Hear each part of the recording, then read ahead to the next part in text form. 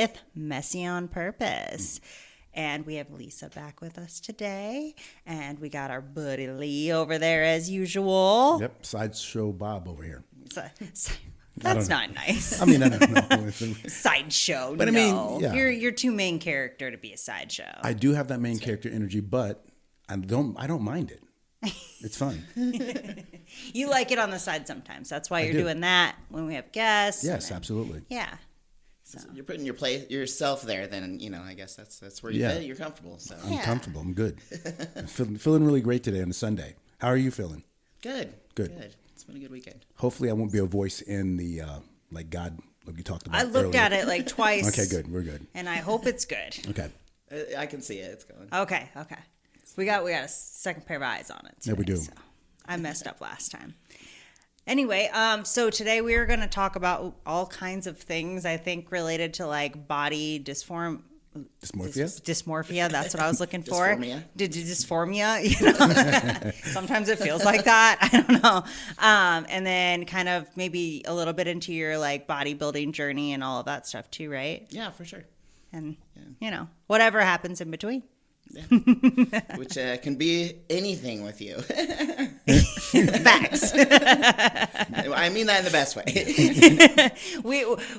we hung out a couple weeks ago, and she came over and we had no plan whatsoever, and she thought we were doing a podcast. I thought we were doing reels. We did pretty much nothing but talk for like 2 hours. Yeah, we're like, we should have recorded this. Like, it would have been That's some good stuff in there. Yes. There was. We got some deep conversations too. We did. Well, new rule from now on, whenever you do invite somebody as a potential guest, you just got to put them in here. We're just sitting in here. Yeah. No matter what. Where do you want to start? Is there an idea that you had rolling?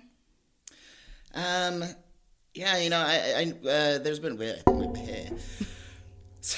We're both on that today. Yeah. There's been a few times that we've mentioned, body dysmorphia, and I think that is it's such a huge part of bodybuilding and the fitness journey in general. When I started working out, it was I told you a little bit about my journey and how hard it was with like the pregnancy and everything. So I was sedentary for 2 to 3 years. And so when I started working out, it was rough, first of all. I went to a 5:30 kickboxing class first, and there's like these 80-year-old women that are just like, kicking trash and taking names, and I'm like, what is happening? Like, I can barely like breathe. Like, what is wrong with you people? I had to go home and like take my kid's inhaler. I was like, that was a lot, But anyway, so I got pretty heavy into it, and I actually gained 15 pounds. And I was like, well, that is terrible. But, what I didn't understand, and you guys understand this now too, is that it was muscle. I had been atrophied, from being sedentary for so long that I gained a lot of muscle at first, So the scale can really be your worst enemy a lot of the time. You should never judge your progress just based on the scale. No. There's so many other factors that you can use, too. Yeah, and, at very least, getting a bioimpedance scale at home. They're not super accurate, but they're accurate enough for the general population. I would say the calipers are probably some of the best you can do because it's super easy to do at home. You can just do the areas that you can reach, and you can tell how much you've lost. Yeah, I would say as long as it's this, you're doing it in the exact same spot, and every single time. And I think that's the hard thing about calipers, because it's like it is hard, and then like grabbing like this much or this that's just skin. Okay, like. It's those are a little trying for me. But I think after it, just like anything else, if you learn it, you can, you know what I mean? And then it makes it kind of easier to know, because the scale is, especially for women, our bodies week to week change on what we hold in water. 100%, yeah. Yeah, and people will be like, "Oh, I lost 4 pounds overnight." No, you lost water weight. I don't think so. Or the opposite. I gained 3 pounds. Did you go to Cheesecake Factory? Because you probably didn't. The odds of that massive of a gain or loss. I mean, it's not. It's usually water weight. Yeah, exactly. So then, going any fat loss journey is going to be like this, and this is the same. Any journey is a roller coaster. Yeah. Any. Yeah, you just have to have fun with it, Yeah. On the downs, put your hands in it. Oh darn! But wait. It's you gotta understand it. It will make it a lot easier for sure, and it'll help you to tweak it. Be like, okay, well, I'm not making the gains or losses, however you want to look at it, as fast as I want to. So what am I doing wrong, or what can I tweak to change that? So like I had said before, I lost 60 pounds, gained it all back, and then lost it again. And so when I met my husband, and we were, I had lost quite a bit of weight, but I wasn't quite where I wanted to be at yet, but I was feeling pretty good. And we decided to do a bodybuilding show together. And was it his first one too? Oh, definitely not. No, okay. No, he's been doing that for 30 years. Okay. So, and he's placed either first or won every single one of them. So, wow. Yeah, and he's taken other contestants to pros. He's very good at it. Nice. So, yeah, I was just curious, like if you guys decided to do that together, or if it was something that he almost influenced you to do. No, it was just I had never really thought about it. Like I knew who those guys were, but I wasn't like, that's what I want in my life. I never really thought about it, But I tell you what, it was the most rewarding thing, one of the most rewarding things that I've done in my life, it was for me, And so when I started, we had that conversation, and he said, okay, he's like, we're going to do this. He's like, you need to gain 10 pounds. I was like, oh. Okay. Like, I just spent all this time losing all of this weight, and you're asking me to gain. Like, okay. And I did, I did it. And then I got very, very strict in my cut.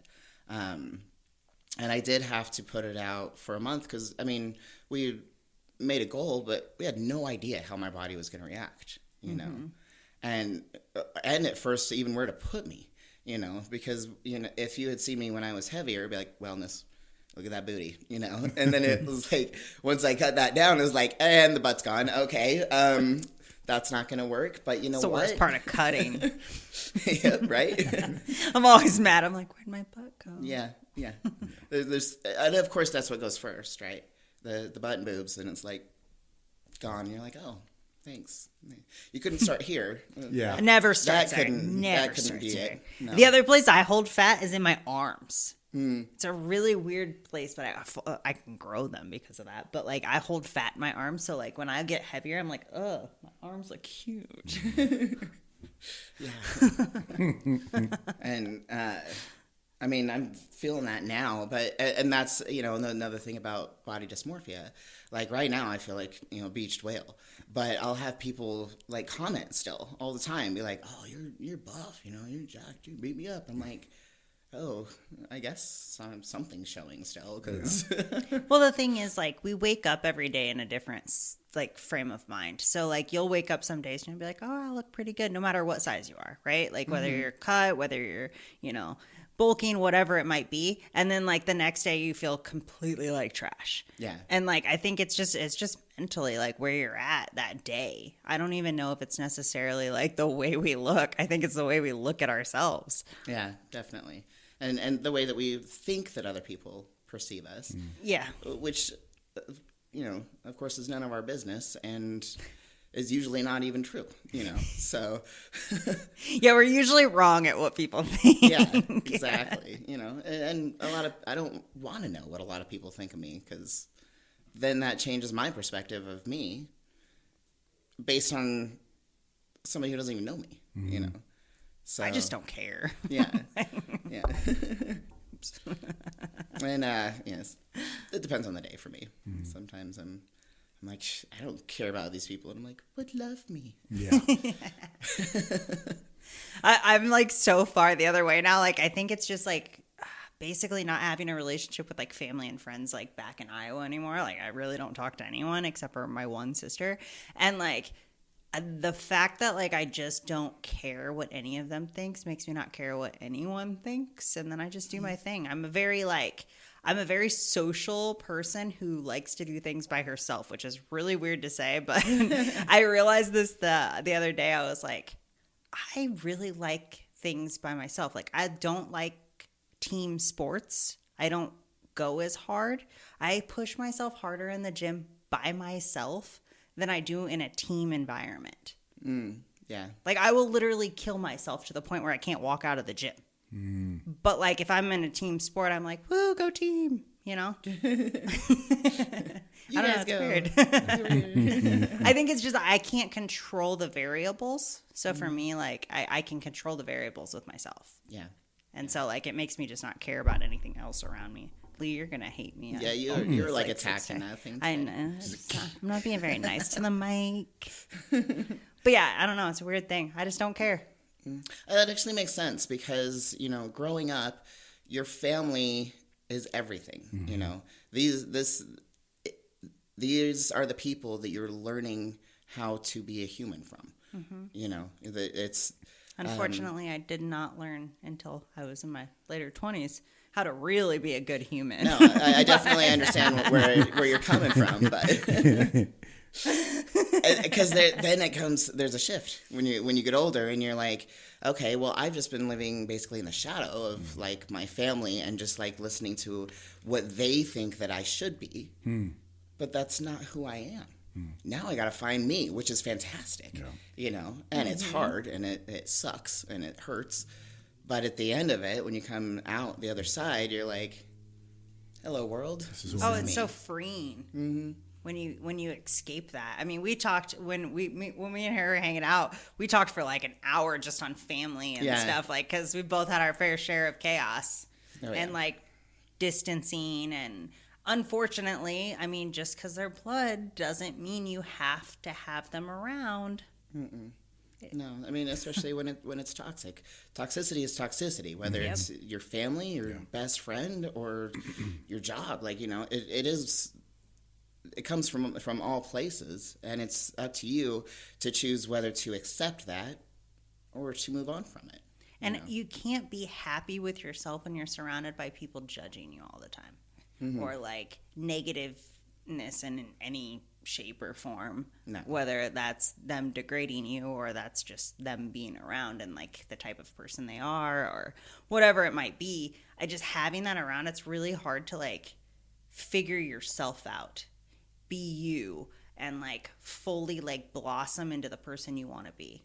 It's even hard to figure out who that is when you're surrounded by those type of people. Yeah, definitely. And so, you know, it's only both you and I have kind of chosen to, you know, not have that in our life, you know, and keep them at kind of a arm's distance of, you know, this is what I will allow. And this is what I'm not.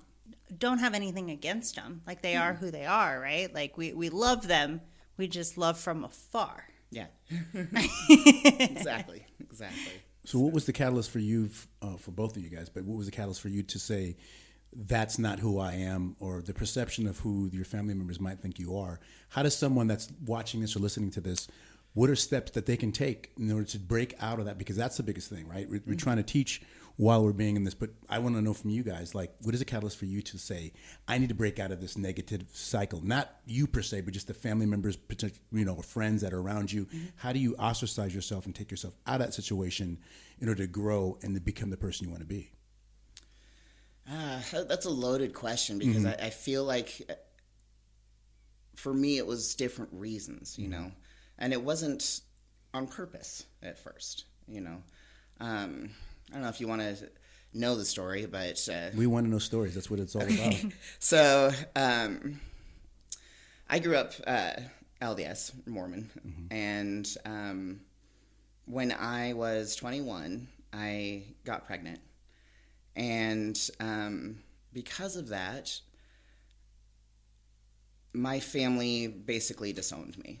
And, you know, there was some that completely stopped talking to me, completely stopped recognizing that I existed. You know, and even my own mother, she wasn't kind about it. You know, she kicked me out of the house, and you know, she said some very horrible things to me, and I was confused. You know, I was like, in my perspective, my God and my religion preaches love and acceptance. But, you know, I'm the youngest of 5, you know, so looking up to these people my entire life, you know, and following what they're doing, following what they're saying, and then for them to turn on me and literally say, I've lost respect for you. For being pregnant at 21, you know, like, it was just, it blew my mind. And so, you know, I stepped back then. And then, like I said, it was painful, it was messy, it was rough. But, you know, over the years, I've come to accept that they are who they are. And whether their actions were acceptable or not, that's what they chose. And the man that I was with at the time, I wouldn't say that he's a gem, but he did show me that it was okay to be myself, you know. So then I'm surrounding myself with people that do accept me and do, you know, that aren't, you know, saying, oh, you need to live your life this way. It's time to find yourself, you know. It's interesting because, you know, a lot of, and I don't want to get into religion so much, but there's a lot of religions just based on Catholicism, just in general, like Christianity or whatever, or Mormonism or whatever, that preach a certain thing, but they so ostracize a lot of their members or people that are just in there, and they're super judgy when they're saying they're not supposed to judge, because guess what? What would Jesus do? He, or, you know, it, or whatever it is, the universe / God, is not supposed to do that. And when you come from a place of love, there is no judgment. And it's funny because, you know, I'm sorry that you had to grow up with something like that, because it's horrible, actually. Yeah, and that's why I said it. Like, it's horrible. It just it broke everything inside of me, and I had to build that back up. But in a way, I'm glad that it happened. Absolutely. You know, because then I wouldn't have grown. You know, and then so like I said, you know, that guy, we did end up having 2 beautiful children together. Best thing that came out of that relationship. But the relationship itself, though, was terrible, you know. And so he was staying here, and I was going here.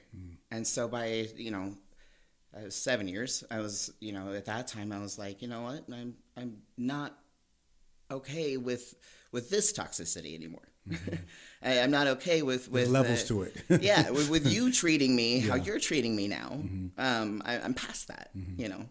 So then I met my ex-husband, and you know, everything was great and everything was good for a few years, and then that started getting toxic. And again, he kind of came here, you know, and then I was going here, and I'm like, okay, like. Again, I'm not like upset about this because I kept going forward. You know, I kept getting better. And that's really what broke us, is that, you know, we were going on different paths. And at first we were on the same path, but then it kind of broke, and he broke. I literally had a mental breakdown, and I was like, what's happening? You know, I thought everything was good, but, you know, apparently not. And so, you know, we worked on it for 3 years, and it wouldn't get any better. And part of that was because he wasn't willing to work on it. You know, I was practically begging him, and he was like, nah, we're good. I'm like, okay. We're really not good, but we're really not. But yeah, like, if we were good, then I wouldn't be saying, can we work on some stuff? You know, like, at least you knew that you tried. You know, you tried. Some people are just around for seasons, and that includes spouses sometimes. I know it's not the way we were grown up to like believe you're supposed to marry and stay married, but like that's just sometimes not how it works, you know? Well, and maybe with the level, me personally, that I had of, what's the word I want to use? Like self-doubt and, you know, how broken I was to begin with, that it took time and different people in my life to help me to grow to where I needed to be, you know. They're like stepping stones. Yeah, and not to step on them, you know. Yeah. But but like they're kind of part of stages. Like Yeah. that's a better way to put it. Sorry, not Chapters. stepping on anyone. Yeah, they're chapters like in your book that, yeah, you know. and they build the whole novel, right? Exactly. Like it gets you to the point of your life to where you end it where you want to be. And if I don't stop, I'll be that.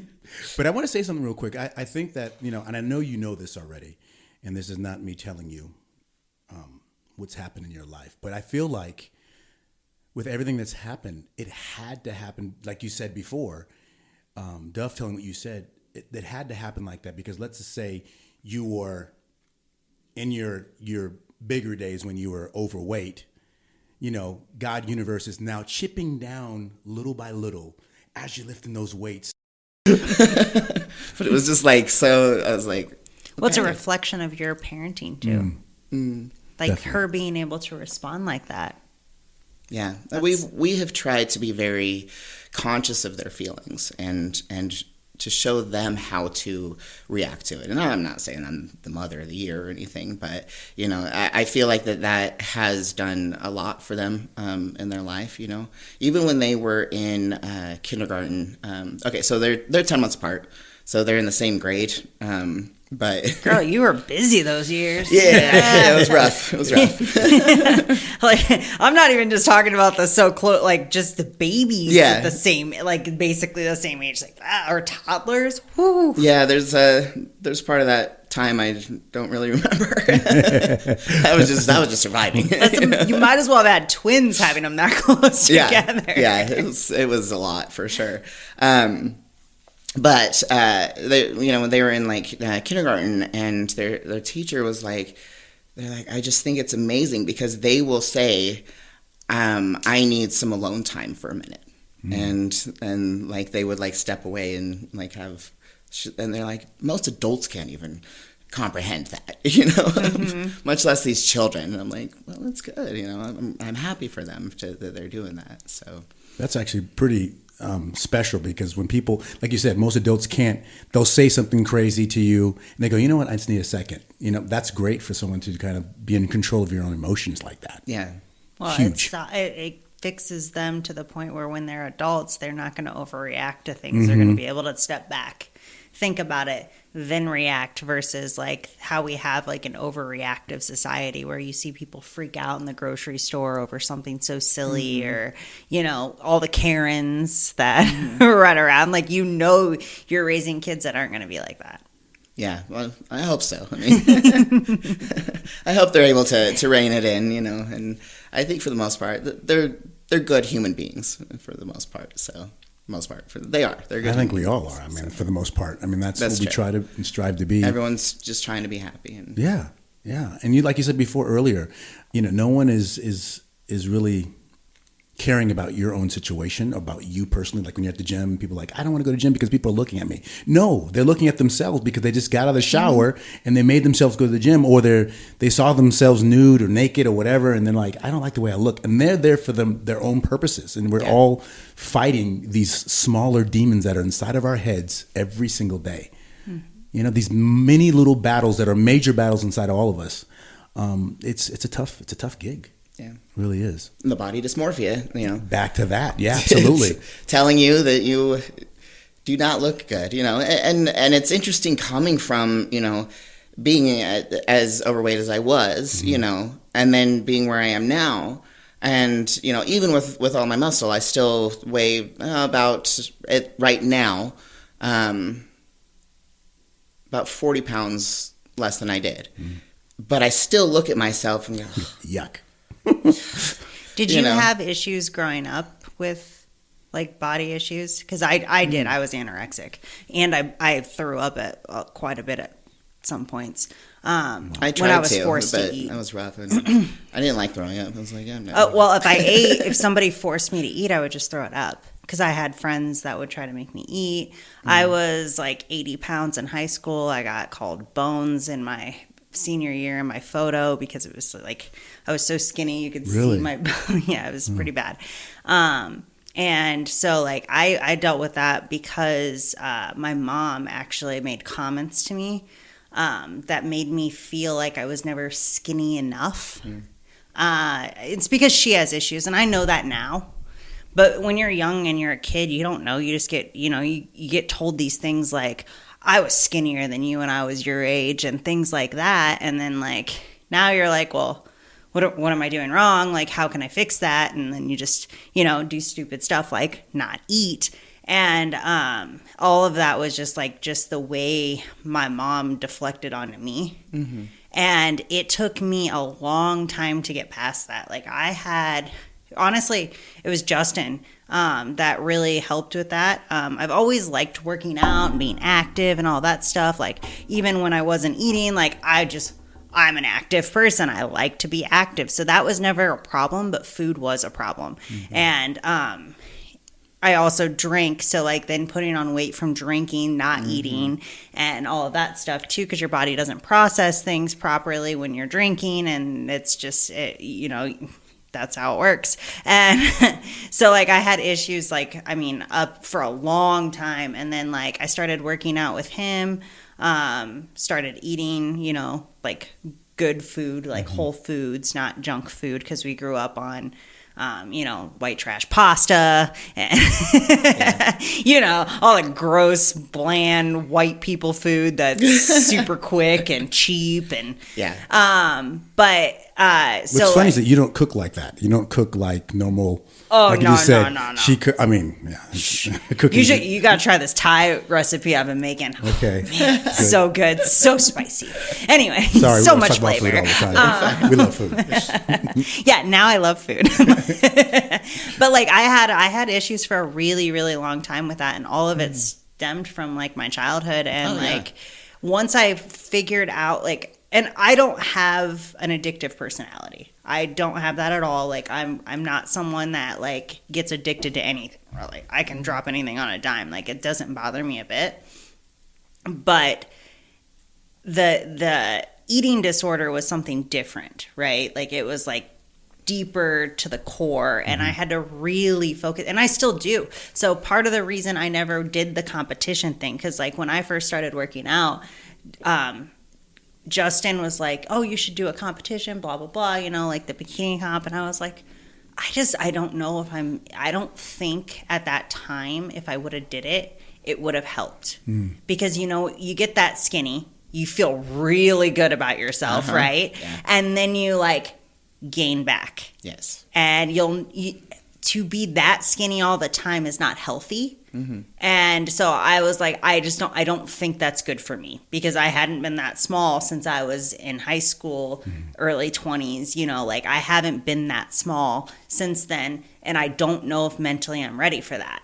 And then years later, over the last couple of years, I considered it. And then I started training for it, and I was like, I don't like the posing. And I just was like, I don't think I want this enough. And then you got to take drugs. And like, I was like, you know what? I'm good. But I grew my butt for a year, so that was cool. But like, it's something that like, I don't struggle with the food part anymore, but it's something that I still have in the back of my mind. Like, don't let yourself do that. Because I will like go a whole day without eating and not realize it sometimes still. Like, you just don't think about it. Yeah. I wouldn't say for me that I had like a specific like eating disorder or anything like that, but I definitely like had those like mental blocks. And again, it also came from my family. My mom would be like, why are you walking like that? Why are you sticking your stomach out? I was like, well, I thought I looked cute, but now I just feel terrible, and then and like my uncle, actually I had to say something, because we would go over there and eat like Sunday dinner, and there'd be like some left over. He's like, Lisa will eat that, she's hefty. And I'm like, what the who says that, And finally I was just like, you need to stop. Like that's enough, And so, it did come from my family. Plus I was like the biggest girl, still am, like in my family, so even my cousins, and I remember there was a turning point in my life. I saw a picture of me and my cousins at a water park. Now, you have to remember, too, that I'm also taller than, a lot of these people. But literally, I looked at the picture and I said, who's that fat girl in the middle? That was me. And I was like, oh. And they're, like 70 pounds wet because, they're just littler people, Yeah. And that's another thing, though, that I loved about Lyle and about bodybuilding is that I've been big my entire life. And now I can embrace it and use it. And it's empowered me instead of, held me down. It's So. amazing what just like, you don't even need to go into the competition things. There's other sports and things that you can play. Like a lot of people love CrossFit. You will not catch me doing CrossFit. I tried it once. Not for me. I don't like the high intensity cardio stuff anyways. That's just not my thing. I like to push myself, and you can't push yourself unless you want to die of exhaustion, which I don't. I just want to like push myself. So like weightlifting works, right? Like doing sled pushes after I've done a crazy leg day. I love that. I don't know why, but I leave and I'm just happy as hell. But like, well, part of it's science, but yeah. But like, it's like a mental high almost. Like you're just like, I don't know. I love it. And I think anyone who's willing to find something active that they like, that they can push themselves and feel good, that helps so much with that body dysmorphia. Yeah. I struggle with it still a little bit because of how many issues in my body that I have with, arthritis and, like my knees being like basically bone on bone, a stenosis in my spine, which pissed me off because first of all, it didn't even happen like when I was lifting. It was like my favorite exercise was deadlifts. I absolutely love deadlifts. And I did too until my core got a little thick. I've had to deal with that too. That's another part of body dysmorphia with bodybuilding for sure. But I was steadily inclining every week, and I was up to 315. Jeez, that's 3 plates. And then it was like 2 weeks after I had deadlifted the last time, and my back went out, and I'm like, but this is different. Like I've always had like some back issues, but I'm like, this is different. So I went to the doctor and they're like, oh yeah, your cartilage is disintegrating. I'm like, sweet, that's fantastic. Wow. So no deadlifts for me. I just stopped doing them because they made my core too thick. Yeah. But my back is so strong, let me tell you. Yeah, like I said, that's part of it too. So I did my show and, I felt like I looked pretty good. I didn't have the abs that I wanted, but that's about it. And then it was time. Like my back is just naturally pretty good, But he's like, well, let's get it thicker though. And I'm like, okay. So then we start working on the thickening exercises, and now I'm growing this way, and getting thicker. And I'm like, but again, it's muscle, so I'm not like. I have to embrace it, but like it's a struggle for sure. It's so funny. I was actually just talking. So the girl that does my hair, we were talking about. She was asking me questions when she was doing my hair the other day, and she was like said something about doing abs, and I was like, honestly, I don't think it's necessary. I really don't. I think you should engage your core in every workout that you do. Oh yeah. And as a female, I wouldn't recommend actually training abs unless you want a thicker waist. Most females want a smaller waist. If you work your abs, which I know from experience, your waist actually does get bigger. Yeah. So, but yeah, it was just they just weren't in. I hadn't seen my abs ever. So just the little hint of them, at the show, I was like, hey, how are you? That little feel good though when you see your abs. It's like, yeah. They were very protected for a long time. She keeps hitting it. Sorry. It's okay. You told me to put it closer. I know I did. My ex used to say is like, why bring a 6-pack to the party when a keg is so much more fun? It's great. Like, that's funny, but, I think I'll bring the 6-pack. Yeah. Exactly. It might be a 6-pack of Zevia, but Either way, I like it. So, yeah. I have a funny Thai food story for you, though. ooh, yes, I love talking about you food. You brought up Thai. So we tease my husband because I love his food. The way he cooks, is fantastic. Like, we're no like gourmet chefs, but we eat what we like, and we make pretty decent food. So one of his favorite things to do is to make Thai beef, Thai chicken, Thai turkey, like whatever. And really all this means is that we're adding PB Fit and soy sauce. And that makes it Thai. I was not expecting that. I did not expect that. I was wondering what time meant. Yeah, I was like, no, I was not expecting that. With some garlic, Yeah. and maybe a little spice to it. The fact that it's PB Fit. Yeah, I know. Yeah, it's so good. It's a weightlifter's dream right there. Yeah, probably. yeah, but it's actually really good, But on that note, though, so we were watching TV one night, and I can't remember what it was. It's some sort of documentary or something. And, we were pretty high at the time. He was more than I was. And there was these people speaking in Thai. And they got to the end of it, and he's like, oh, my God, I understood everything they said. He's like, I think I can understand Thai. And I was like, or there was subtitles, babe. Yeah. You're right. That's awesome. You were reading it. We could all understand it. Aren't dudes like the best when they're high?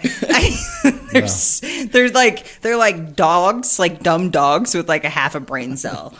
That's what it feels so like sometimes. great. It makes me laugh every time. I remember one time Justin was, and he was talking about something, and he came to a conclusion and like just explained it so well. And he's like, when I'm high, things just Connect.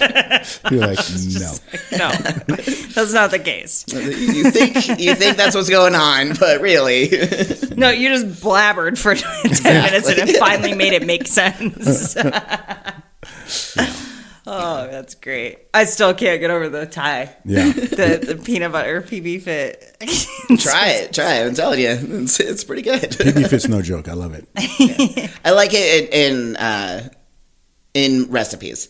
Like by itself, it doesn't replace peanut butter. It does not. But, It's not. I yeah. thought it was pretty good on apples. Oh yeah, I haven't tried that. but again, that's like Yeah, with something else. Yeah, even then. But I don't eat regular peanut butter either. So But your I cookies. think it tastes closer to like real peanut butter. Like if you get like an only peanuts ingredients peanut butter, it's closer to that than it is like Jiffy. Somewhat. I mean, I eat a lot of peanut butter, but the Adams, I mean, like it's not close enough for me to eat it by itself. But like you said, with an apple or something like that, I think it's perfect. Yeah. But Adams is just one ingredient. It's just peanuts. That's I've it. had the same tub for like 2 years Yeah, me too. because that's how much I don't I was use saying, it. Yeah, it I must be know. really tasty.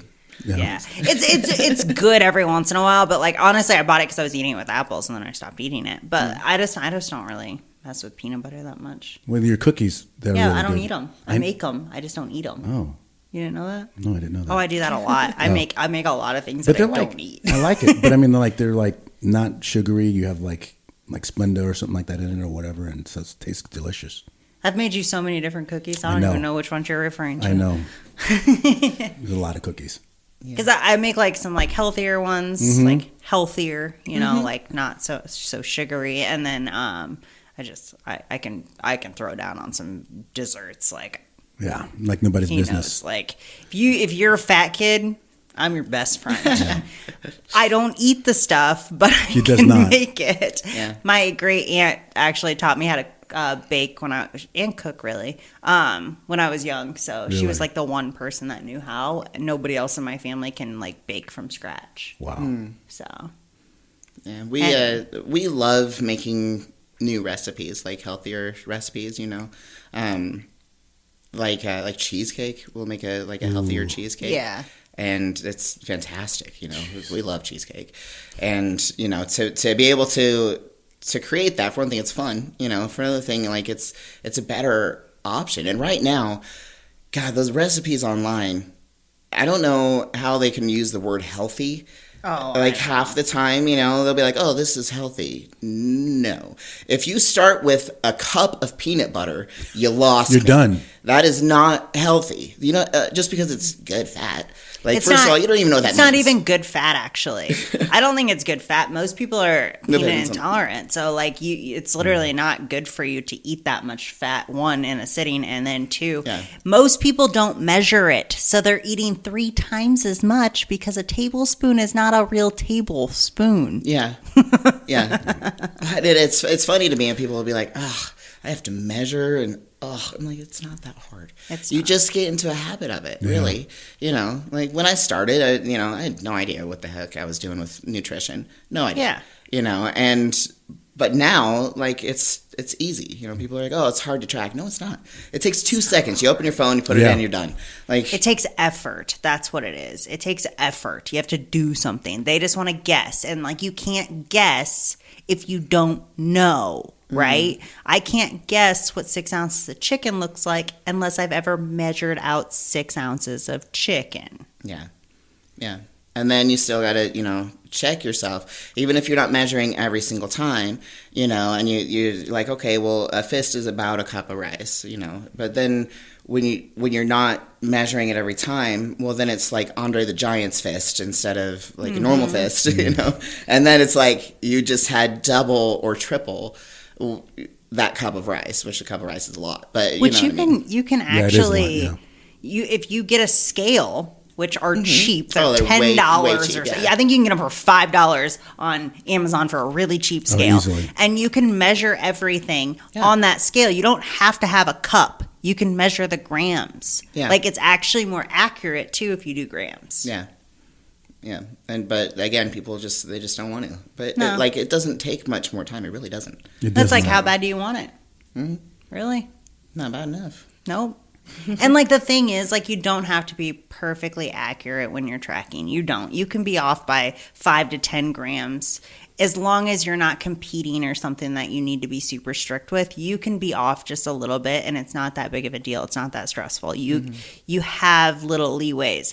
Now, when you track Monday through Friday and then F off Saturday, Sunday, you're screwed. Yep.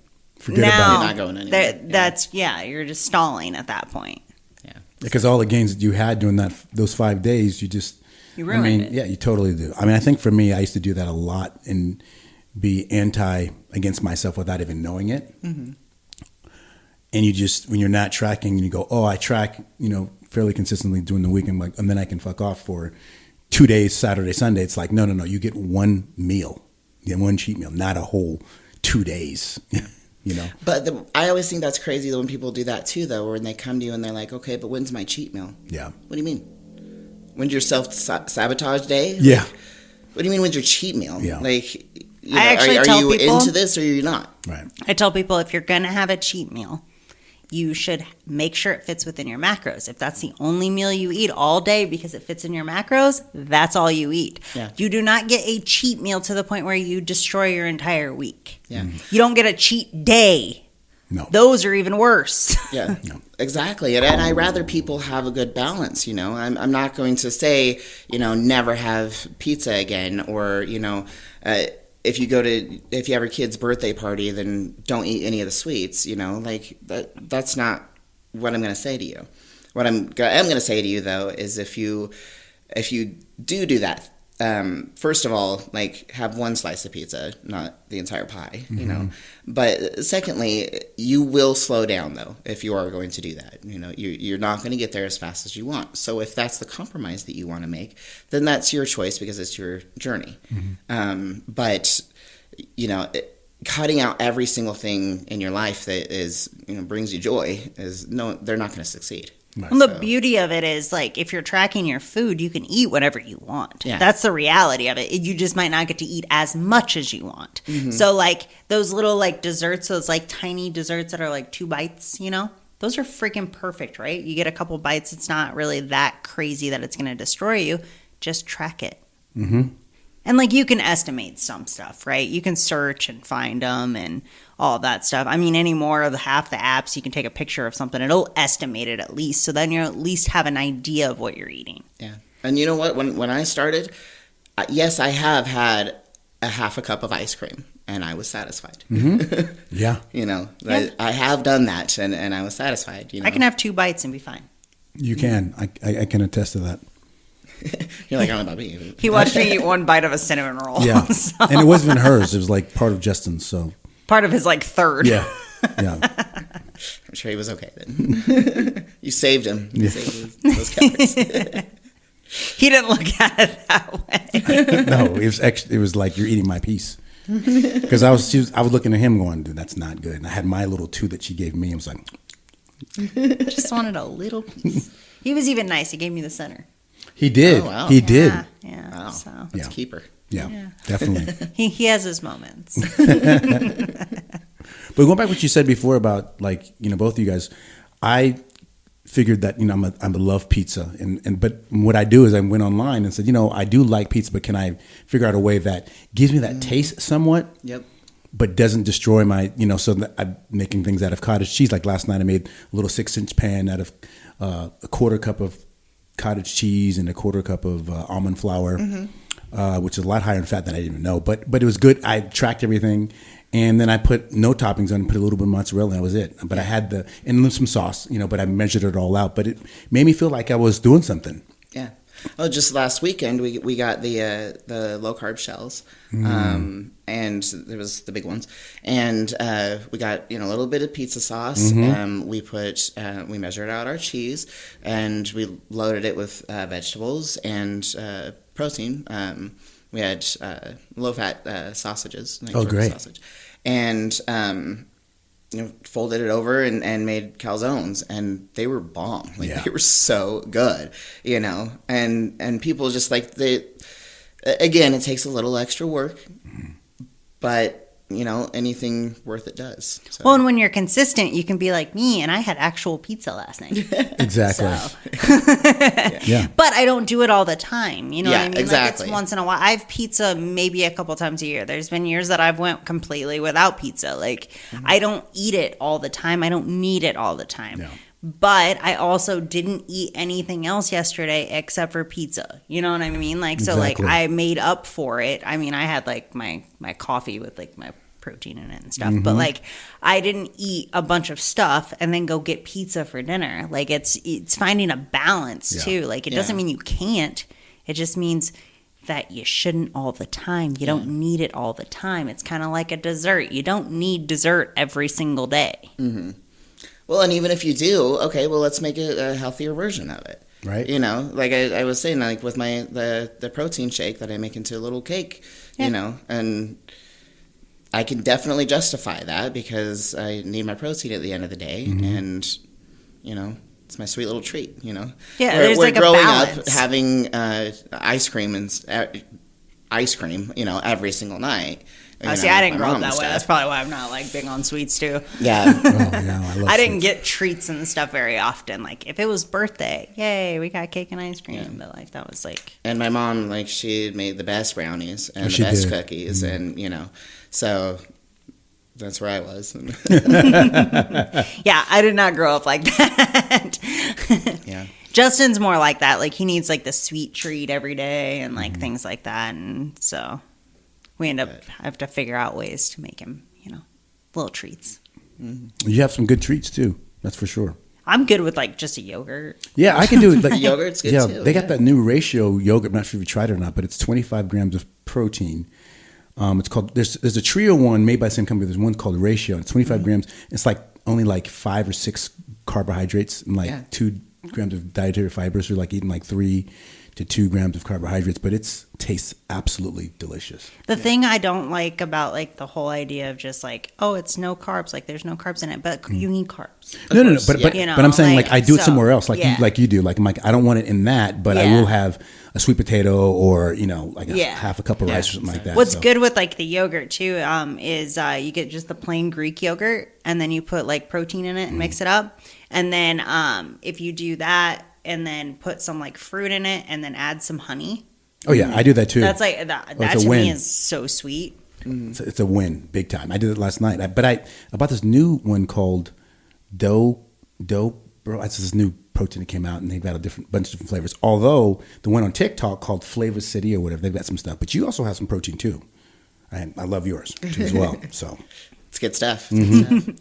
But we're gonna be. We should have the chocolate peanut butter soon, so I'll bring it over so you guys can try it. I'll dip that in my little the stuff you just said, the low or the zero fat. The yogurt. Greek yogurt. The Greek yogurt. Yeah, I do that. I've got a bunch of that in my house right now. So, well, we'll plan ahead, and she'll bring that over. I'll mix it into some yogurt, and then I'll have some like apples or something we can kind of dip in it. There you go. yeah, That sounds fun. for me, it's more like a chocolate mousse, basically, with peanut butter in it and chocolate. So, My boss, he loves the chocolate protein and yogurt. Like I was trying to like get him to get some different flavors or try some different flavors, and his wife was like, "No, if it's not chocolate, he's not doing it." wow. Some people are chocolate all the way for Yeah. sure. Oh yeah. Yeah. What's your guys' favorite ice cream flavor? Rocky Road. Rocky Road, really? That's chocolate, right? Like a chocolate. Yeah, but base. it's got like Yeah. walnuts, Nuts and and marshmallows. Marshmallows and what's yours? I'm pretty simple. I mean, like I could do a mint chocolate chip, but that's not my favorite. But I think it's during Christmas. It sounds weird, but what's that one that's like a it's kind of like minty? It only Like is, the peppermint. peppermint? I love peppermint. Flanks. Yeah. Oh, I can't do I don't even know peppermint. the word I'm trying to say. But peppermint, yeah, just Like I love pieces, it. like little pieces. Yeah, like Yeah, the but it's little peppermint chunks ice cream. of peppermint, like the candy canes. And eggnog ice Whatever. cream too, as well. They have that. Which one? Eggnog ice cream, which was the best flavor of Cytosport before they were like muscle milk. Back in the day, I was like a spokesperson, kind of like basically for them because I was like super jacked, and that's all I drank. And they were the first ones to kind of introduce MCTs inside of protein. So Cytosport back in the day, which is muscle milk, it doesn't taste the same anymore. But they had a root beer float. Oh, you man. guys. But Jocko makes a root beer float, which is fantastic. That sounds so good. Yeah, and but guess what? It's discontinued now, and it was only out for a couple of months. I'm like, why is it the root beer float always goes away? And guys, I'm telling you right now, it's like A&W root beer, like that type of Maybe float. they do it on purpose. Maybe they do. Makes you want it more. Bring it Well, no, back. I don't think no one's buying it. That's the problem. You like it, I like it. Well, I if know they bring it back, someone's buying it. They just don't have it enough. Like it. it's not selling enough. That's Yeah, the it's issue. not enough. So like it makes you kind of want it. You know what I mean? Yeah. Well, Cytosport did that. They made eggnog, they made root beer float, and those do not exist anymore. People are like, what are you talking about? I'm like, no, I was the first when it came out. It was the first day when Cytosport. It was like 2004, with 2003 before I moved to Spain, and that's when Muscle Milk came out. Cytosport, yeah. So Do either of you guys have a Ninja Creamy? I do. I love Unfortunately, it. no. It's the best thing in the world. You got to get we one. need to get Oh, one. it's done. Yeah. Get the one off of Costco, because then if you get it from Costco, because you can buy it online and they can ship it to you, and it's the best deal. And that thing is a game changer in the summertime. Huge. I mean, like You could turn anything into ice cream. Ice cream, yeah. I just use the Fairlife chocolate milk and then mix a scoop of protein in it, and then we just add some mix-ins or whatever. And Justin gets to the point where we eat it so much, and I'm just like sick of making it. Yeah, because you have to do the night before too as well. You got to put your thing. I used to do. You need 12 hours. Yeah. Okay, that's not very long, but I was It doing. what you says did 24, before. but I know because I tested it. Yeah, and I was doing what you did before. I was using the sugar-free. Well, I was doing that before. I was using the sugar-free little packets for Jell-O. Which are really bad for your gut. That's why I didn't. That's why when you said that before, I'm like, I stopped doing it. So I have not been using. But the Fairlife, that's perfect because it's actually milk and perfect. Yeah, and it works good because it's like it's dairy, so like it actually is creamy. If you can't consume dairy, I mean, you can use almond milk and stuff. I've actually made sherbet in it too. It takes a lot of strawberries. Oh, it does. Okay. But like you puree the strawberries and then you put it in the, then you freeze it. And then I added some like stevia to it to sweeten it up a little bit. It was really good. Yeah. I'm really warm right now. You It's are? kind of warm in here. Why Yeah. am I not warm? Why am I always cold? It could be the sunburn too that I'm like. Oh, it might be. Because you guys, you in the sun. You're Yeah, like I sitting was in the sun Are you still earlier. hot or no? No, I'm eh. Okay. All right. A mess. Well, you know. Well, you guys are also closer to. Well, this light's probably. I mean, those aren't heat. Those are LED, so they don't get very hot. And this is not hot for me. But anyway. Nah. It's probably just warm in here. Yeah. We're stuck in a room. You Okay. know? I'll be right. Side note, it's hot. Yeah.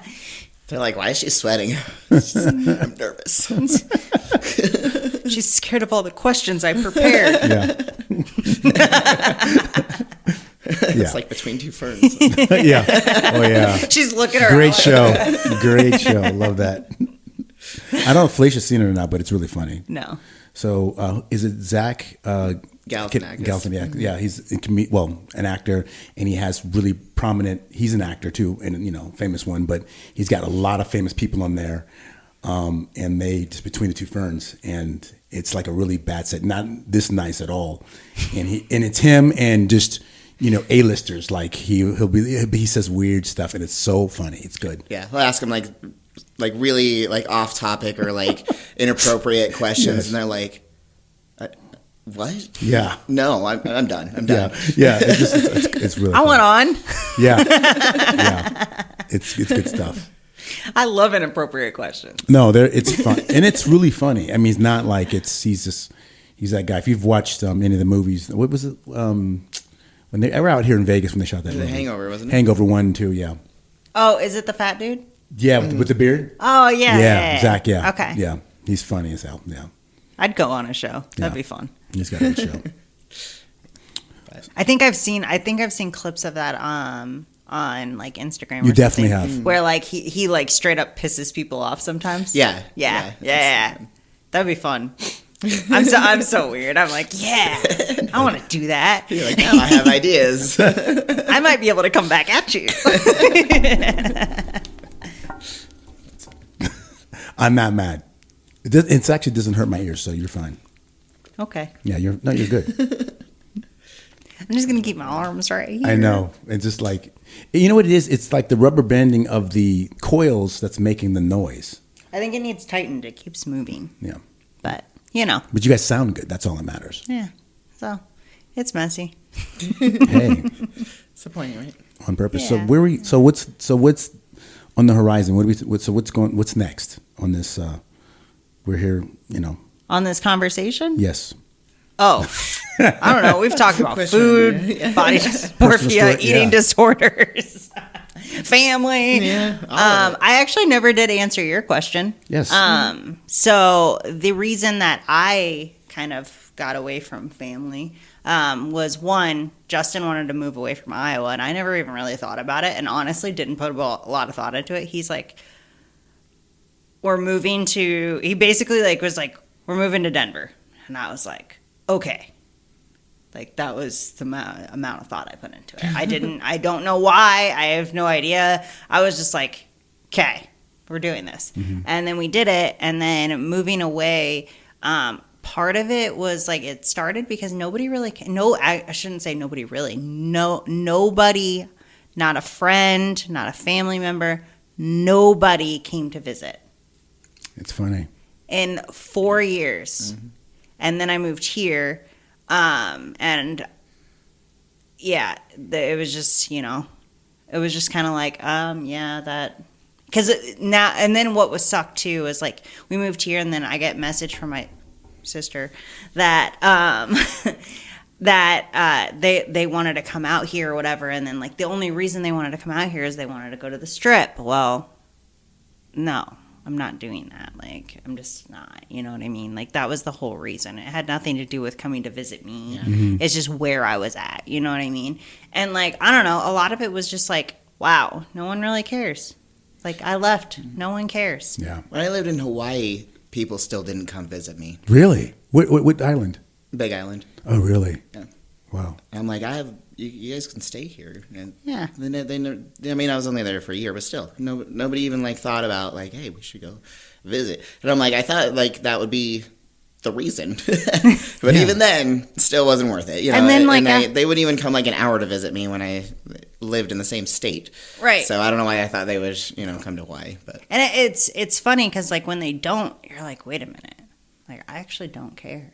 Yeah. Like you just realize that like life is actually more peaceful.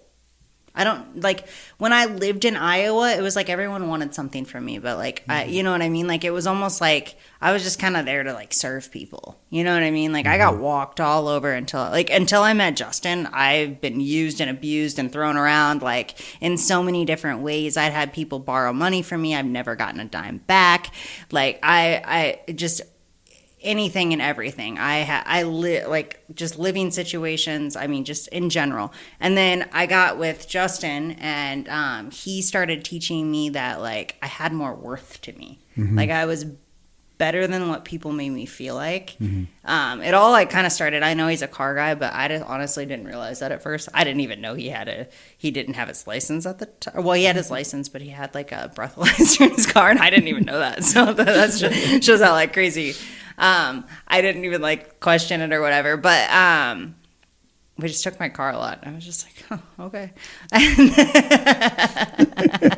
But it was like so I had a really crappy Pacifica, it was super rusted out at the bottom, and like I don't know, it's just piece of crap, but it was, it worked. And he's like, you really deserve like something nice to drive. Like I worked my butt off. I had 2 jobs. I was bartending in the evening. I had a full-time job during the day. Like I busted my butt.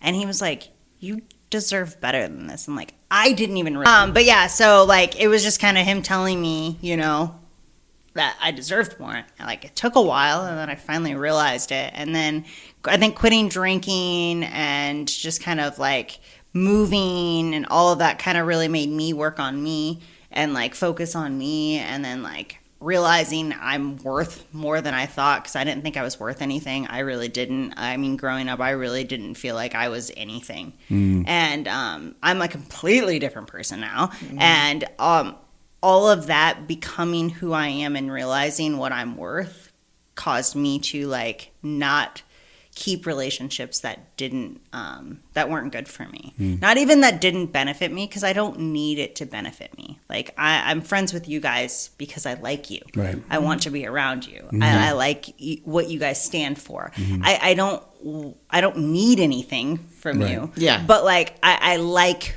you as people and what you value, and it's more that it's now no longer serving you, and it's no longer serving your soul and your growth. Yes. And that's where what the toxicity is the draining of who you are, and giving everything that you are, but this person just sucks it because they don't have that, and they want it. So they, psychic vampirism on you, and they're like, well, I like that.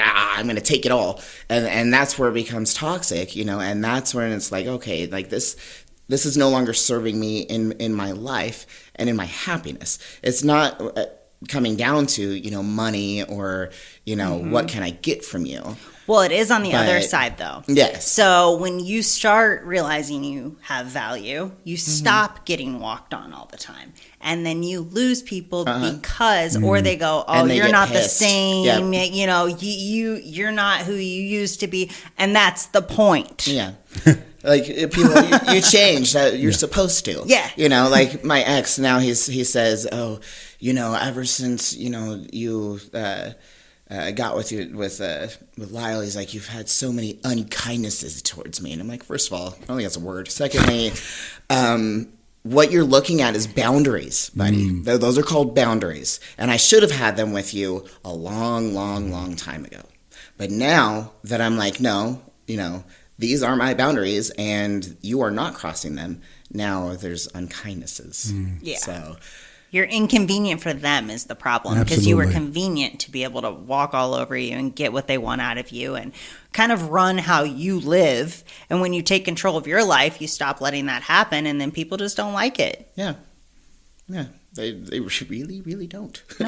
And you know what? I like that they don't like it. Mm-hmm.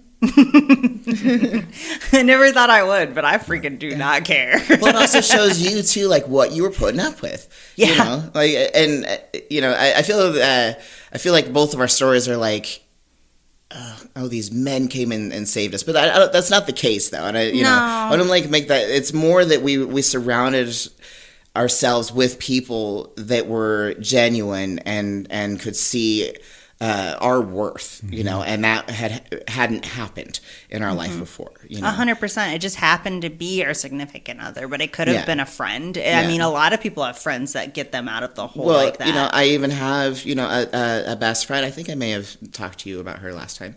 And we were great for each other for a long time, you know. We both had a lot going on in our life, a lot of drama, a lot of stress, and we were able to pull each other up, you know. But over the years, she had more and more victim mentality. And no matter what I did for her, no one ever did anything for her. And I was just like, you know, I just can't do that anymore. You know, I want to have a beneficial, mutual friendship. And it was never about like what I'm doing for you and giving to you to get anything back or to even have praise. But for you to turn around and, you know, make me feel like I'm nothing and I did nothing, then I don't even know what I'm doing. Like, well, I'm not going to keep doing it then, you know. And so, you know, she actually moved out here about a month after I did. I haven't seen her. Wow. And we were best friends for 20 years, you know. But she stopped talking to me for 2 because of some petty whatever, you know. And so it's also the cycle that she has where it's like, oh, if I don't like you today, so we're going to stop talking to you. Wow. Okay. And like, I think as we grow, we realize what is toxic, right? Like, because that means something different to everyone. What's toxic to you? Right now, I am to Lee. At least to the mic.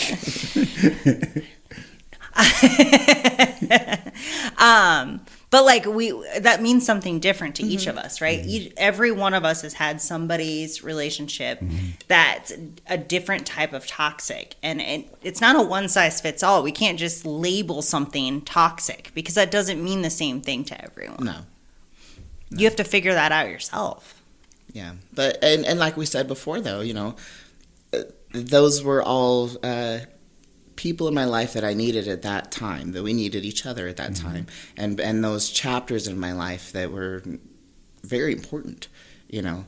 And so to come as far as I've come, you know, I don't know, I'm proud of me, and you know, I'm still have a long way to go, but at least I'm still going. At least I'm still going up, you know, and I'm not staying stagnant because that's not who I am, you know.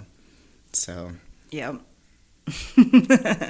But and the bodybuilding journey, circle back around. The bodybuilding journey really did help me with that as well, because as you mentioned before, I had just gone through a divorce, and he was nasty. I had one of those like memories on my Facebook pop up the other day, and I was like, oh, that's why. Yeah. That's okay, you know, because like you kind of forget how freaking terrible they are sometimes, you know. And anyway, it doesn't matter here or there. But so again, I was still kind of broken and kind of at a low part of my life, even though I was still going forward and moving up. And so the bodybuilding show was like exactly what I needed. It was like, okay, you know, you are doing this for you. You have more strength than you realize, and that's what we're gonna do, you know. And so, you know, I really dialed in with it, and I'm not saying that every day was easy. It wasn't at all, you know. But to get up on that stage where I never a million years thought I would be. You know, I wasn't even sure if I would wear a bikini, much less a small one in front of a lot of people. Right, Right. So I'm like, just the fact that it was there, and then winning, you know, and getting my bag, I was just like, this is insane, you know, and then I loved it. I got addicted to it. But like I said, it showed me that my bigness wasn't something to be ashamed of. Mm-hmm. And something I've been working on lately too is not only physically, but personality and emotionally. Mm-hmm. We make ourselves small all the time, every day, you know, and to make other people comfortable. Yeah, I don't do that no more. Yeah, I don't see you doing that for sure. I used to, but I don't do that no more. No, but you know, but most people do, you know, or a lot of people, you know, and so that is definitely something I've been working on lately as well. I told you I was hiding for a while, you know, and you know, that's another thing. Like, you know, my husband got this new job. He's also been hiding, and he's been hiding a little more and worse than I have, you know. And so I told him with this new job, I said, you need to stop hiding. I said, all of those little people that made us feel bad and hide from the place that we lived before, they don't mean anything. Mm-hmm. They didn't then, and they don't now. And we need to stop hiding from them because they don't matter. Mm-hmm. Mm. And he was like, you're right. You're right. I'm like, okay, let's go. You know? That's awesome. Yeah. I used to question what I posted online a lot for a long time. Mm-hmm. Guess what? Posting it. If you don't like it, I don't care. Yeah, don't watch it. Yeah, you can unfollow at any point in time. Yeah. You can block me. And even, you know, I'm still, you know, as a bodybuilder, I worry every day because I've had people to my face, so, you know, say stuff that's stupid.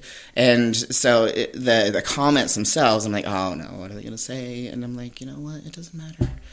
Like, they're just little people. If they're saying anything like that, then they're just bunch of trolls on there. Yeah, that's all it is. They don't have a profile picture, and if you don't have a profile picture, and I've said this many times, but like, if you don't have a profile picture, I don't care about your opinion because clearly you're too ugly to put a picture up. Yeah. Just saying. you usually it's no profile picture and they don't post anything, but man, do they have an opinion. Mm-hmm. Guess who doesn't care? Yeah, this person right here. Yeah. But that's been a concern of mine though. I'm like, well, you know, should I post this? What if they say, so what if they do? Yeah, just post it. That's where I'm at. Like, I told Justin, I was like, I pay attention when I record, but I batch record. And when I batch record, if I goof something up, either I decide that that's going to stay or I re-record it. But once it's recorded, it's going up. Mm-hmm. I don't care. And if you don't like it, again, you can unfollow me. I don't care. Please comment, though, because I do like the traction. But I'm not saying I don't want anybody to comment. Just, Go ahead. Bring on the negativity. It's fine. I don't read them anyways. But, like, it's just like one of those things. I think social media is a great way to get past that. It took me a really long time to like actually talk on camera and post it. I would post pictures for a really long time. And then I got to the point where I was doing the voiceovers. Then I did just like videos and like words.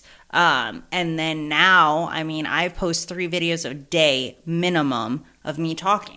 Mm-hmm. You know, and like it took a while to get to that point, but let me tell you, it will change your confidence if you're doing that all the time and the way you think about how other people think. You don't. Yeah. It doesn't even register anymore. Yeah. Well, what's funny about that too is that I can talk to people, you know, in person just fine, you know. Mm-hmm. Yeah. But then like I started back in the day, I was doing YouTube videos and I was doing, do you guys remember Holler? It was an online, almost like a dollar store, but it was. Okay. I think it's what Big Five is, or not Big Five. Five Below is now. I think that's the same. Oh, Five Below. Okay. But it used to be just online, and it was Holler. So I would do Holler hauls, and my videos were so like robotic. You know, I'd be like, I got a box from Holler.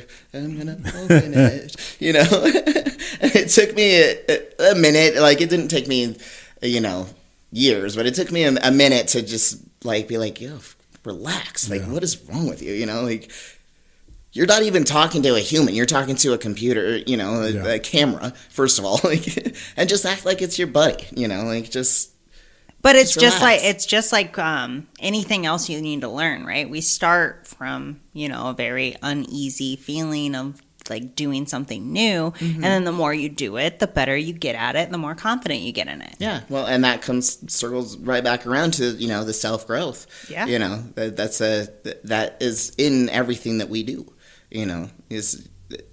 I was talking to somebody about, at my work about one of the sessions they were doing, and they're like, oh, I'm not very coordinated. And I'm like, oh, I understand, but you will be, when I first started. I don't know. That didn't get much better for me. But it still could be rough for sure. But like, I would say the first time I did Zumba, I was like, I felt like a manatee trying to get in a rowboat. Like, it was bad, like, but then, for one thing, I just embraced it. I was like, as long as I'm moving, having fun. Oh, I can't dance for the crap, but I've done a lot of Zumba. And I will dance, I got no rhythm. Good is another thing, but I will dance. You see me in the gym shaking my butt. It has no rhythm to the beat that I'm listening to. But and I just tell my clients, if I'm not dancing during our session, then that I'm upset about something. We have dance parties. That's what we do. So. But then I became, a group fitness instructor. I was talking about that last time. And, you had to learn the choreography. But what I liked about that, too, though, because they understood we were human, if you messed up, it would be called the drum solo, because remember, you have the drumsticks. So they're like, if you mess up, just keep going. Just keep going, and make it a drum solo. And I'm like, okay. And I've incorporated that into my life, too. If you mess up, just keep going. Oh, it's my favorite, though. They might not even know. I love messing up because that's where you learn. And trying new things and all of that stuff, like, that's almost like a fun little, like, high for me now. That's actually how I met Lee. I just randomly was like, let's try out some acting classes. Why not? Nice. Actually, they got you in the door because they were like, oh, you're auditioning for a commercial. And I was like, oh, great. Tomorrow? Sure. And I literally got the script the day before. Absolutely terrible. Oh my God, did I bomb that? And they were like, well, we have acting classes and blah, blah, blah. And then I realized that they were just selling me on acting classes. But then I told Justin, I was like, that might be fun. And then those acting classes were a complete joke, but I met Lee and we did some real acting. Yep. There you go. I just knew how to have fun. Yeah, she does. It just goes, that's another thing that me and my husband have been talking about a lot recently, because the last few years have been crazy, like, just full of ups and downs, and unfortunately a lot more downs than we wanted. But the last couple months have been even worse, and there's been a lot that has happened, and we would have like good and then catastrophic and then pretty good and then catastrophic, and we're like, what is happening? And so I was just like, maybe we're having the good so that we can deal with the bad a little bit easier, and I totally forgot where I was going with that. But what I started looking at with bad is it's not even necessarily like sometimes the bad things that happen to you are pushing you in a different direction. Yeah, that's where I was going. And when you start looking at the lessons within the bad instead of just like, why is this happening to me? It's totally different, right? I mean, I know there's things that we can't help, and I've said this so many times on this podcast, but like, you can't help if somebody passes away, but you can help how you react to it. And sometimes that's a growth period too, right? Maybe it's somebody really close to you and you have to figure out how to get through that. Getting through that is a learning curve. Oh, yeah. And so I think finding the lesson within the bad is more beneficial than enjoying the positive. Mm-hmm. Yeah. Sometimes part of it is just getting through it and standing up and getting up. Yeah. I mean, life is like, there is no book on how we live our lives. No. And I know that, from both of you guys, life experiences taught us exactly that.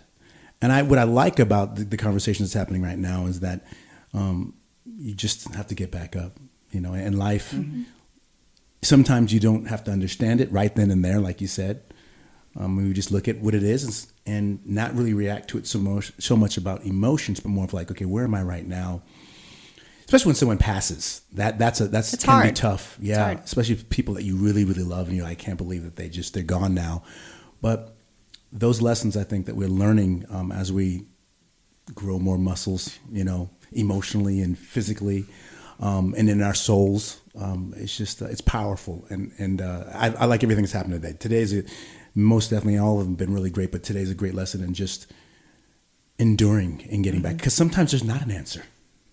Yeah. Like you said, it's like... Or sometimes you don't see it, but, that is where I was kind of going with that, though, is that these things that happened, which includes a death, pushed us to have this really exciting chapter coming next.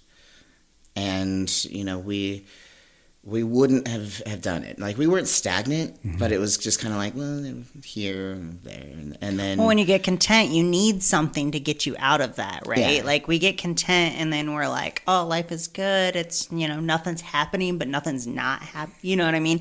And then, like, now you're just like, okay, I don't live like that because I'm a freaking psychopath. And, like, as soon as it gets content, I'm like, what do I got to do? Yeah. But, like... That's how people naturally are. Like, it's just like, okay, I can just chill right now. And that feels good. And then feels good turns into a year of doing nothing. And now you're just kind of getting through life. And that's not living. No. That's not living. No. And there's definitely been like, we need to do more. We need to do more. And, the universe was like, okay, here's your sign. Here's your sign. Here's your freaking sign. And we're like, okay, well. Eventually it's going to push you off the cliff. Exactly. So, like, I feel like that's what has happened.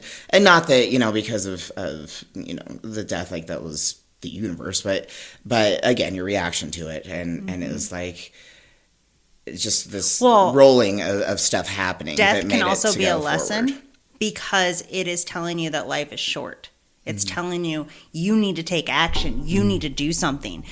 This person's life's over, but yours isn't yet. Yeah. There is a lesson in death if you pay attention. Oh, yeah. It sounds kind of heartless, but it's true. I mean, you can take a lesson from somebody dying. It doesn't make it any less painful. It doesn't make it any less sad. It doesn't make it any less emotional. But, like, there is a lesson. Mm-hmm. And just in what you were saying, it was pushing you. It's pushing you. They didn't die for you to do that. It's just something that happened. It's something that happened. But again, it comes down to our reaction to it and our next steps. Yeah, and how do you use it as a catalyst to one? I look at death as like you said, as a catalyst, but also to stay grateful. Like I many times as good humans, as I'll say, you said that today, you can be complacent about life and you don't look at your life comparatively to someone else, because they're not comparing, but more of like, today I woke up with 10 toes, 10 fingers, and being able to have all my faculties about me. And I saw something on IG where this guy was walking with a bucket. He had like, his legs were super small, and he was on a skateboard just going to get water for his family to come back. And he was like in Manila or something like that. He was like Filipino or something like that. But he had obviously way more toughness than I had to endure. And I'm looking at his life going, okay, I don't need to be there to be grateful, but like those deaths and the things that happen, if you look at it as a way of you trying to step up in your own life and having something to be a catalyst and not to be tied to this, because we're going to see them again. I mean, I wholeheartedly believe, if you believe in God or whatever universe, I believe that this place, for me, in my opinion, Earth is a learning ground for us, and it's the hardest place to be. It is a tough place, as you said before. It is tough to be here, but at the same exact time, I'm happy that I'm here. And how can I do more? And how can I be more grateful for the things that I have? So I think if you look at things, as you said before, as what lesson is this teaching me right now? Mm-hmm. And what can I pull from this? Because a lot of times, like you said before, people are just asleep at the wheel. And sometimes death wakes you up. If you allow it to, like you said. Well, and it can be a Sometimes. death of somebody else, or it could be a close call. Yeah. You know what I Oh, mean? Like, yes. I mean, Well, yeah. you're in traffic and Yeah. you're like, I'm awake. I will tell you though, it doesn't always happen though. And you have to recognize the lessons that are coming out of it. But When I was 19, I had a brain tumor and I had brain surgery. And they told me, afterwards, they said, I knew that it was, it's brain surgery. But they told me afterwards, they're like, if we had done anything wrong, you would be dead or in a coma. And I was like, oh, that's fantastic.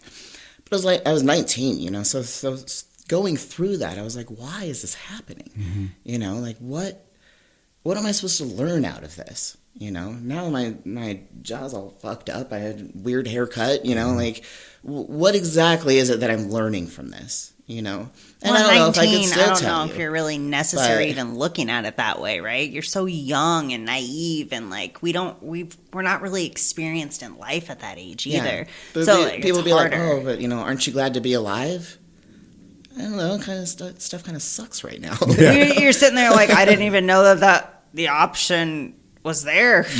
Like, Yeah, I'm like, I can barely eat. I can open my jaw very far, and I'm like, I have staples up my head. Like at this moment, no, like nothing's really good. I'm really just like, why did this happen to me? And going forward, I did survive. And I think that's great. But I think there's some things when you're in the thick of it, though, that it's hard to look at it and say, what can I learn? To be real and honest. Yeah, absolutely. There's when you're in the real dark, like, first of all, I don't want to be strong anymore. I don't want to learn any more lessons. I'm done. Well, and if you have never built up discipline, it's even harder. So if you don't have that already like structure to you to be able to push through, you easily cave. I mean, we were talking about that, me and Justin, yesterday, because we were talking about addiction. And I will never, ever say I understand, because I do not have that in me. I'm just a naturally happy person. I am not chasing anything. That's just how I am naturally, but he is not. And he's easily addicted to things. Thank God he's never done hard drugs. but like, just like he's pretty much gave up everything at this point except for nicotine. And like, we were talking about him giving that up, and we were just talking about like the difference between like the people, and like, so his parents are both very like highly addictive personalities, right? So like his dad giving up cigarettes is like impossible. His mom cigarettes is impossible. You know what I mean? And like, to them, it's like just this just far-fetched thing. For Justin, it's like, it's discipline to say no. It's fighting that voice in your head. And I think it all depends on where you're at as a person, on whether you can fight that. And the same thing goes with depression. If you get down and you're deep in the rough of everything, and you're trying to fight through that, but you don't have that discipline, that willpower to push through, it's going to hold you down longer than somebody who actually has the discipline. They've built this willpower to be able to push through. So I think that it all depends on where you're at. And it also depends on your age, right? Like, we're all different at different points in our lives. And especially if you're changing and open to growth. And if you're growing, you'll see those stages a little bit more clearly. But like, if you're not and you kind of just stayed the same, that's going to be a lot harder. And then you have like children who have cancer who are still happy, right? They don't know any better. And then as you get older, you do all these experiences, and now life just looks even gloomier because something was thrown at you like that. And I think it all really just depends on the person and where they're at in life. Yeah. And I think everybody has, a different journey and different hardships. And all my life I've been, I think it's great to have like inspirational stories and whatnot. I'm not taking away from that. But I always hated there's starving children in Africa, and I feel terrible for them. But, sometimes they're the happiest people. You could see, They're probably happier than a lot of people I know. Yeah. We all have different struggles, and it doesn't make it smaller because someone else is struggling more. Exactly. No, and that should never be, it should never be a one-up kind of thing. Yeah. First of all, I don't want to one-up people that are struggling. Right. I don't want to. I feel for them, but like I don't want to. But I also think we've all came from something. I mean, me and you had a very long conversation about women and how almost every woman is been assaulted in some way, shape, or form in their life. Mm-hmm. And a lot of that is because we are the weaker of the two. And that is just how we're biologically made up. And there's nothing we can do about that but deal with it in the best way possible. Mm-hmm. And it doesn't make your experience any weaker than mine or vice versa. We're trauma. You were talking about how something about trauma per se. But basically what we're saying is that we cannot we have to value each other as humans and know that our struggles might be different, but at the same exact time, we cannot have this, what you were saying before, I'm just kind of, reiterating, but just trauma is trauma for everybody. Doesn't make a difference. If I think mine's better than yours, there's no such thing as that. It's just, trauma's trauma. We've all been through it. And if you respect people and love people enough and come from a place of love, we have to understand that it's just going to be different for everybody. And it's just hard just to be here, like I talked about before. And that's, so I think. And I know I was talking more about women, but I'm not even just talking about women. Men have this different types of struggles, right? Oh, 100%. We have a lot of men that like struggle to just be able to be themselves because they have to be this like certain person by society and like this certain person in their family, and they can't show weakness and things like that. And we have the same thing on that side of things. So then we have a lot of men who end up killing themselves because they never feel like they lived up to this status that they're supposed to be. So it's not any different than the women that get assaulted and end up harming themselves because of that. You know what I mean? Mm-hmm. We all have it. We all do. And I'm never going to say that I have more trauma than somebody else. Absolutely. Like that's a fact. Mm-hmm. Yeah. But that's an understanding thing that you come from, from a long line of you dealing with yourself, most importantly, and you coming out of that and realizing also too as well. Same with me. I was really selfish when I was a lot younger, and I couldn't even have a conversation like that. I'm like, well, what I'm going through is way worse than what you're going through. But I think that as we get older, we understand that, man, you got some stuff and I got some stuff, and how do we help each other through this journey? Because at the end of the day, I believe we're here to help each other. There's a reason that we're sitting down today.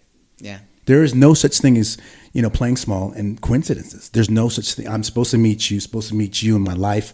I'm glad that I did. I'm a better person for that. And we have to pay attention.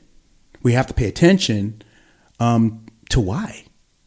Why am I here with you today? Why, what is special about today? Because every day's special. So I'm sorry, I'm just getting on this whole ethereal. He talks when the camera's off. Are you high?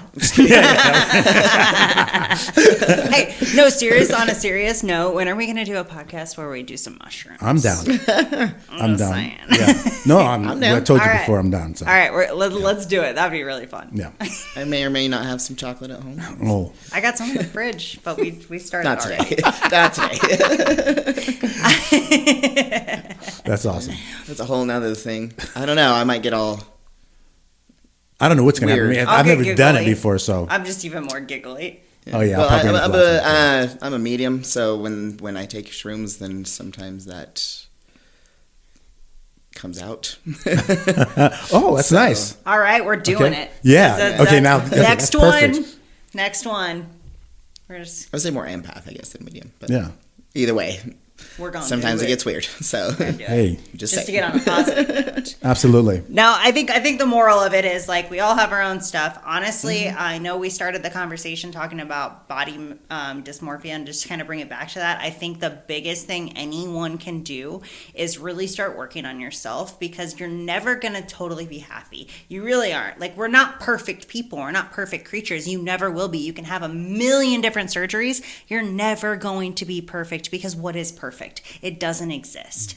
And I think just being happy with yourself should be the goal. And if that means you want to change a couple things, then change a couple things. But like, I think overall you need to realize you're never going to be the person on the magazine. You're never going to be the person on Instagram. You're never going to be that person on TV. You're just you. Be happy with you. And I think a lot of people struggle because they're not willing to work on themselves and they focus too much on other people. And to reiterate, what we've been saying this whole time, but also what you were saying, is that it does go together. Talking about bodybuilding in a physical sense, and also spiritually bodybuilding, and just. I think that's kind of what we've been talking about this whole time. Is just growth. Just let yourself grow. You deserve to grow, so let yourself. Don't put a glass bottle over yourself and stay in that little small space. Because if you do that, then that's all you'll ever be. And that's not what you were meant to be. You were, meant to be a redwood. You're meant to be a sequoia. You're meant to reach for the sky and be awe-inspiring. So do it. That's awesome. Yep. We're our own worst enemies, so we can change that. Bailey, with the gym. I mean, it's, if I were to tell you, say, hey, train me, both of you guys, and I want to be super huge in like 1 week, you're going to look at me like I'm crazy. You're going to go, that's not going to happen. And those micro tears that you're doing with daily life exercises, with walking, with thinking about yourself in a positive way, those smaller steps help. Because people want the quick fix. They want the quick fix, but nothing is permanent either. Every day is going to be different. We're going to think of ourselves differently. We're going to think of other people differently. We're going to think of our situation differently.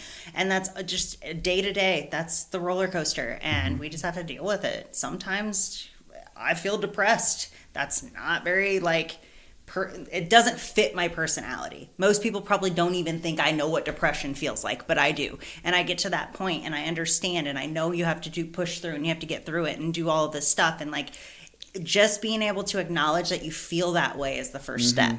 And then the next step is to push yourself out of it. You have to. And whether that's going to the gym, which works for some people. I mean, obviously it works for us because we talk about it a lot. Right. But some people, it's just going for a walk. Some people, it's talking to someone, whether it's a therapist, a friend, whatever. There are steps you can take, and everyone's situation is different, and what works for everybody is different. So find what works for you.